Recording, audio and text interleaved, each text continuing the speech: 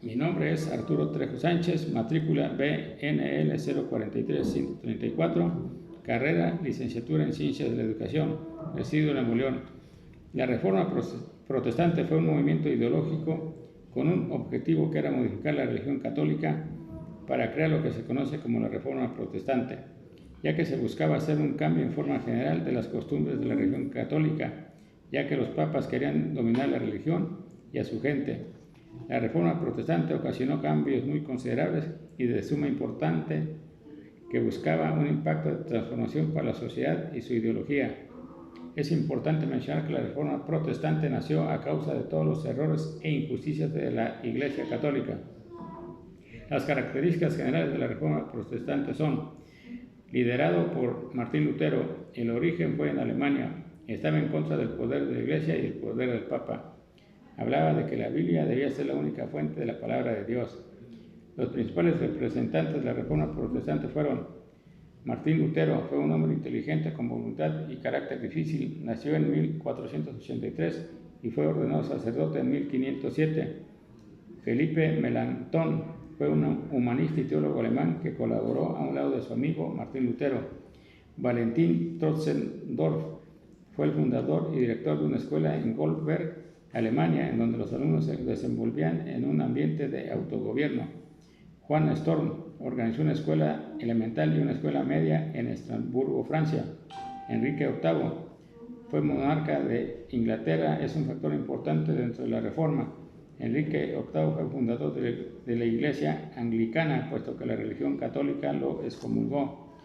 Ulrico Zwinglio fue un teólogo y protestante suizo que manifestaba que no existe otra verdad que lo que viniera de la palabra de Dios. Juan Calvino fue un teólogo y protestante francés quien se encargó de instalar. Martín Lutero fue un hombre inteligente con voluntad y carácter difícil. Fue ordenado sacerdote y observó los abusos que se vivían en la ciudad. Por tal razón comenzó con el movimiento protestante más importante del siglo XVI. La fe es el principio fundamental de su movimiento, estando completamente en contra de la escolástica, pues consideraba a la razón como enemiga de Dios. Este personaje creía que para sostener el orden social y familiar, la obediencia en el hogar y en la escuela era lo más importante. Los aportes y consecuencias educativas de la Reforma Protestante fue que obligó al Estado a hacerse responsable de los intereses públicos y que la educación fuera de forma gratuita y que se enseñaran los textos bíblicos. De esta forma se creó la escuela pública, además de que fuera universal y democrática y que no fuera distinguida entre sexo o condición social. Los aspectos importantes y positivos del movimiento de Martín Lutero en el sector educativo comparados con la educación actual. Antes la Iglesia Católica era la máxima autoridad, pero cometía muchos errores e injusticias y no existía la vocación. Pero gracias a la Reforma Protestante, en nuestra actualidad se ven reflejados aspectos importantes y positivos de Martín Lutero en la educación, como lo es que existan tantas escuelas públicas como privadas, sin racismos, equitativas. Los niños y niñas pueden asistir a escuelas mixtas, además pueden estudiar cualquier carrera. Las escuelas hoy son libres y laicas. Como conclusión general del curso puedo decir que la materia de historia de la educación me ha aportado grandes conocimientos, ya que nos hace darnos cuenta que la educación está presente desde que nacemos y de todo lo que se ha transformado para bien de un aprendizaje de calidad.